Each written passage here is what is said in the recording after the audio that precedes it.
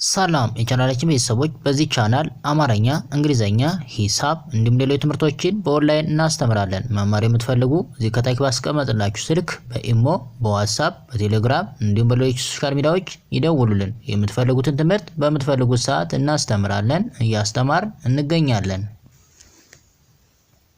ሰላም የቻናላችን ቤተሰቦች እንዴት ናችሁ? በያላችሁበት ሰላማችሁ ይብዛ። ዛሬ እንግዲህ የአማርኛ ፊደላትን ወይም ሆሄያትን በደንብ አድርገን እንለያለን፣ እንረዳለን።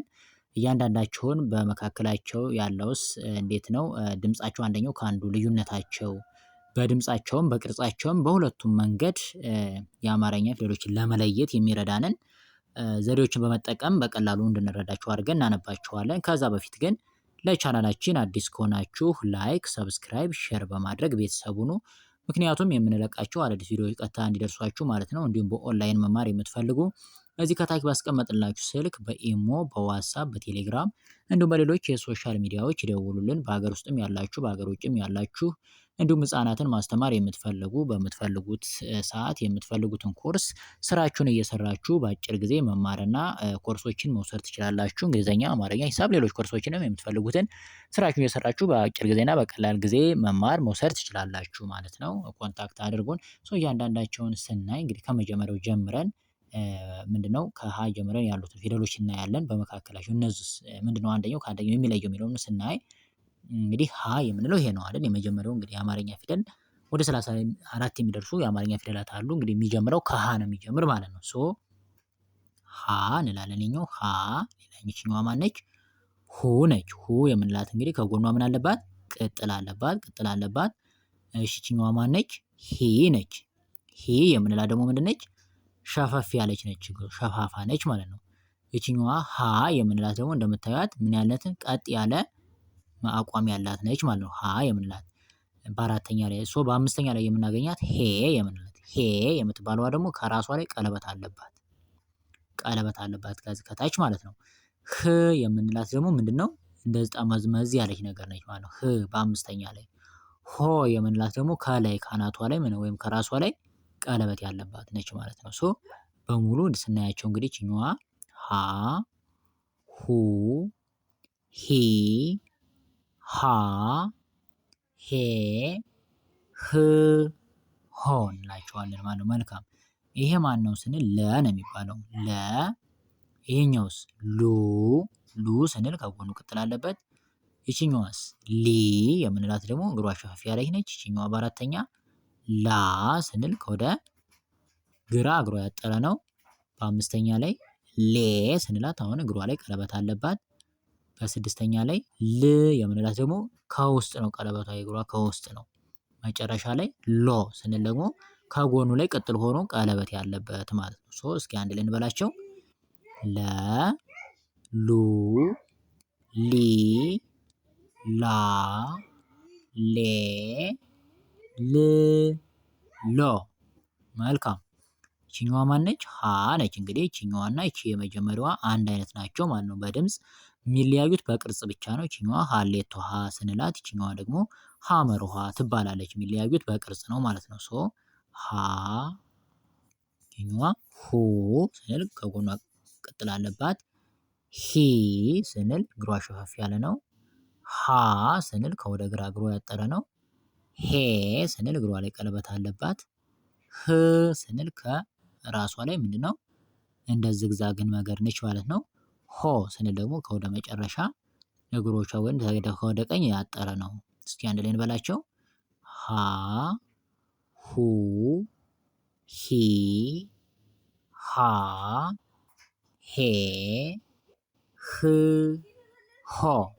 መልካም። ሌላኛው ይሄኛው ማን ነው? መ ነው አይደል? መ። ሙ ስንል አሁንም ከጎኑ ቅጥል አለበት። ሚ ስንል እግሩ ላይ ሸፈፍ ያለ ነው። ማ ስንል ይኸው ወደዚህ ምንድነው ዘመም ያለ ሆኖ፣ ይሄኛው ደግሞ ቀጥ ያለ እግሩ ላይ። ይችኛዋ ሜ ስንል ደግሞ እግሯ ላይ ቀለበት አለባት። ም ስንል ደግሞ ይኸው እግሯ ምን ያለ ነው? ዘወር ያለ ነው ማለት ነው። ጠመም ያለ ነው። ሞ ስንል ደግሞ ቀጥ ያለ ነው። እግሩ ወደታች ቀጥ ያለ ነው። እስኪ አንድ ላይ እንበላቸው። መ፣ ሙ፣ ሚ፣ ማ፣ ሜ፣ ም፣ ሞ። አሪፍ። ይሄኛው ማን ነው ስንል ሰ ነው አይደለ? ሰ ሱ ስንል ከጎኑ ቅጥል አለበት አሁንም። ሲ ስንል እግሩ ሸፋፋ ነው። ሳ ስንል ደግሞ ይሄው ከወደ ራሱ ምን ያለ ነው? ዛፍ የመሰለ ሆኖ እግሩ ቀጥ ያለ ነው። ሴ ስንል ከእግሩ ላይ ቀለበት አለበት። ስ ስንል ደግሞ ምንድነው? የዞረ ነው ወደዚህኛው ማለት ነው። ወይም ደግሞ የዚች የሳ ተቃራኒ ነው ማለት ነው። ስ ማለት ከወደዚህ ከወደ ቀኝ ነው ማለት ነው እንትን ያለው። ሶ ስንል ደግሞ ምንድነው? ይሄኛው መሃል ላይ ሆኖ እግሩ ወደ ታች ወረደ ነው። ሶ እስኪ አንድ ላይ እንጥራቸው። ሰ ሱ ሲ ሳ ሴ ስ ሶ። በጣም አሪፍ። አሁን እዚህ ላይ እንግዲህ እንደምታዩት በሁለተኛ ላይ በሙሉ ምንድን ናቸው? ቅጥል አለባቸው ከጎናቸው ላይ በሙሉ። እሺ በሶስተኛ ላይ ስትመጡስ እንዳለ እግራቸው ሸፋፋ ነው፣ በሙሉ ሸፋፋ። በአራተኛ ላይ ስትመጣ ብዙዎች ሁሉም ማለት አይደለም፣ ብዙዎቹ ከወደ ግራ እግራቸው ያጥራል። ብዙዎቹ አሁን ወደፊት የምናያቸው አሉ።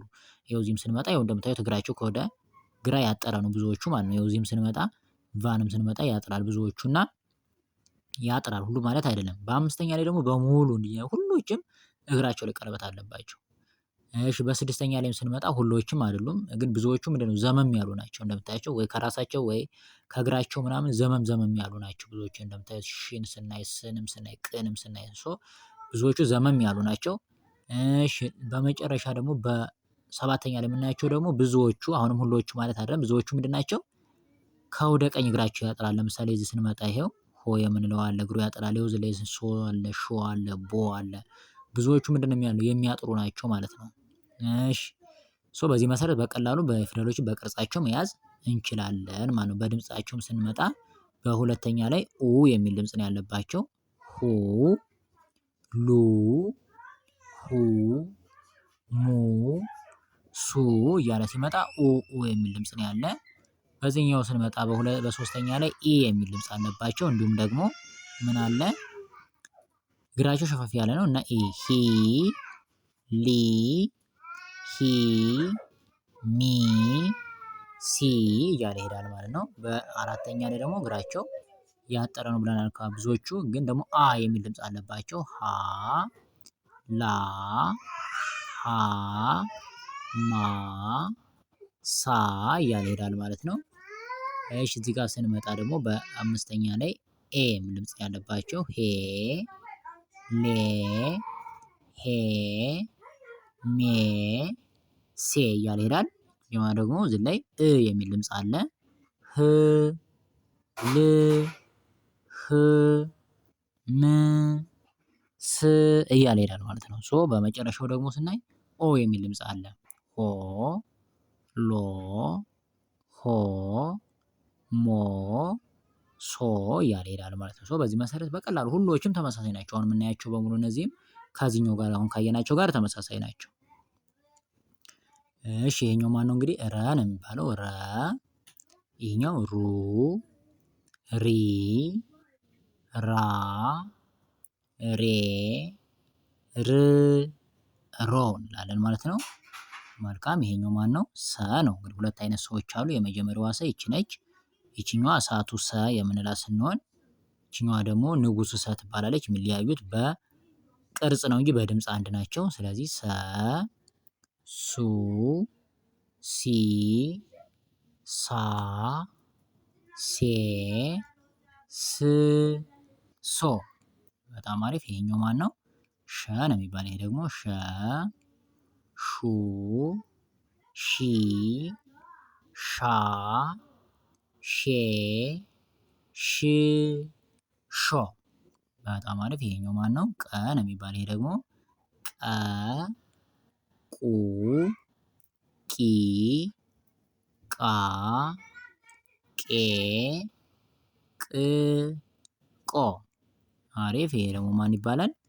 በ ነው የምንለው። በ ቡ ቢ ባ ቤ ብ ቦ። በጣም አሪፍ። ሶ እያንዳንዳቸውን ስናይ እንግዲህ ከዚህ ስንመጣ እንደምናየው በሁለተኛ ላይ ከጎናቸው በሙሉ ቅጥል ያለባቸው ናቸው። ሶስተኛ ላይ በሙሉ እግራቸው ሸፋፋ ነው። በአራተኛ ላይ ብዙዎቹ ከወደ ግራ እግራቸው ያጥራል። በአምስተኛ ላይ በሙሉ እግራቸው ላይ ቀለበት አለባቸው። በስድስተኛ ላይ ብዙዎቹ ዘመም ያሉ ናቸው ከራሳቸው። በመጨረሻ ስንል ደግሞ ከወደ መጨረሻው እግራቸው ብዙዎቹ ያጥራል ከወደ ቀኝ ማለት ነው። በዚህ መሰረት በድምፅም በቅርጽም በቀላሉ መለየት እንችላለን ማለት ነው። እሺ ወደ ቀጣይ ስንሄድ ይሄ ማን ይባላል? ቨ ነው የሚባለው። ይሄ ደግሞ ቨ፣ ቡ፣ ቪ፣ ቫ፣ ቬ፣ ቭ፣ ቮ እንላለን። ይሄኛው ማን ነው? ይሄ ደግሞ ተ ነው የሚባለው። ተ፣ ቱ፣ ቲ፣ ታ፣ ቴ፣ ት፣ ቶ። አሪፍ። ይሄ ማን ነው ስንል ቸ ብለን ነው የምንጠራው። ይሄን ደግሞ ቸ፣ ቹ፣ ቺ፣ ቻ፣ ቼ፣ ቺ፣ ቾ። በጣም አሪፍ። ይሄኛው ማን ነው ደግሞ? የ ነው የሚባለው። ይሄ ደግሞ የ፣ ዩ፣ ይ፣ ያ፣ ዬ፣ ይ፣ ዮ። መልካም። ይሄኛው ማን ነው ስንል ነ ብለን ነው የምንጠራው። ይሄን ደግሞ ነ፣ ኑ፣ ኒ፣ ና፣ ኔ፣ ን፣ ኖ። በጣም አሪፍ። እንግዲህ እንደምታዩት ቅጥላቸው ከጎን ያለባቸው እግራቸው ሸፈፍ ያለ መሆኑ እያንዳንዳቸውን ስናይ ቅድም ታየናቸው ጋር በሙሉ ተመሳሳይ ስለሆኑ በቀላሉ በዚህ መንገድ ፊደሎችን መለየት መረዳት እንችላለን ማለት ነው።